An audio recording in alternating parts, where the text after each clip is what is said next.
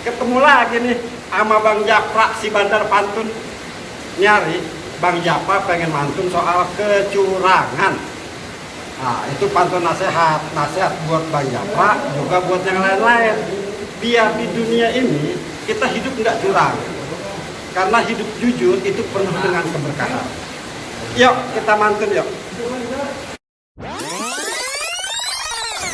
Pergi ke kota membeli kerang, mampir sejenak membeli benang. Kalaulah kita berlaku curang, hidup tak enak, pikiran tak tenang.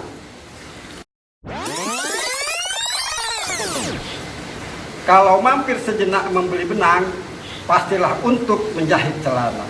Kalau hidup tak enak, pikiran tak tenang, harta bertumpuk-tumpuk bisa jadi bencana.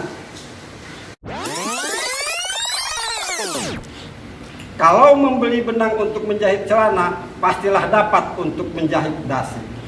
Kalau harta bertumpuk-tumpuk jadi bencana, pastilah itu didapat dari hasil korupsi.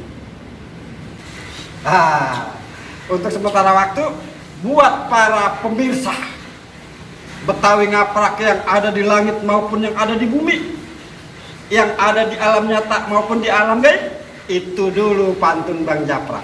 Nanti si bandar pantun akan tampil lagi buat menghibur semuanya. Salam.